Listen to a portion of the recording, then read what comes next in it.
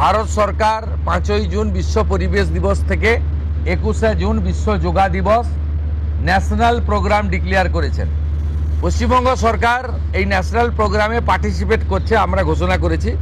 5ই June রাজ্যের সমস্ত ব্লকে এবং পুরসভাতে ইনক্লুডিং কর্পোরেশনে মায়ের নামে একটি গাছ লাগানোর কর্মসূচি হবে। প্রত্যেক বিধায়কদেরকে অরণ্য দপ্তর, পরিবেশ দপ্তর, দুটো দপ্তর নোডাল থাকবে। তারা ফলের গাছ দেবেন এলাকায় বিতরণ করার জন্য, এলাকায় লাগানোর জন্য। 12 থেকে 20 জুনের মধ্যে 3 দিন জনকল্যাণ শিবির করতে বলা হয়েছে ভারত সরকারের পক্ষ থেকে। আমরা 3টে ডেট বেছে নিয়েছি, ওয়ার্কিং ডেট 15, 16, 17।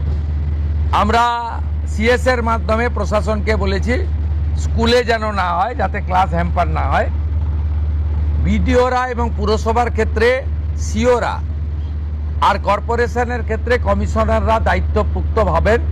বিধায়করা এবং যে এমপিরা সেখানে চিফ গেস্ট হবেন, ইনোগোরেটর হবেন। সব জায়গায় জনকল্যাণ শিবির হবে।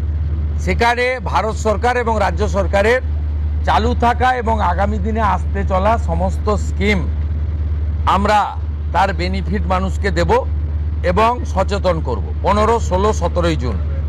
21শে জুন বিশ্ব যোগা দিবস আয়ুষ ডিপার্টমেন্ট, যা পশ্চিমবঙ্গ সরকারের হেলথ ডিপার্টমেন্টের অন্তর্গত, এবং স্পোর্টস ডিপার্টমেন্ট মিলে করবে।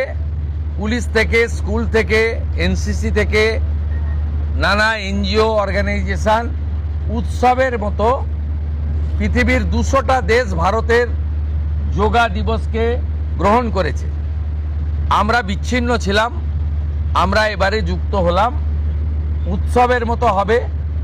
আয়ুষ ডিপার্টমেন্টের প্রোটোকল মেলে যেখানে যেখানে পাবলিক যোগা হবে তার আগে 2 দিন রিহার্সাল বা তাদের যা প্রোটোকল আছে, প্রোটোকল ভেঙে হঠাৎ করে যোগা পালন করতে কেউ যাবেন না, ছবি তোলার জন্য যাবেন না।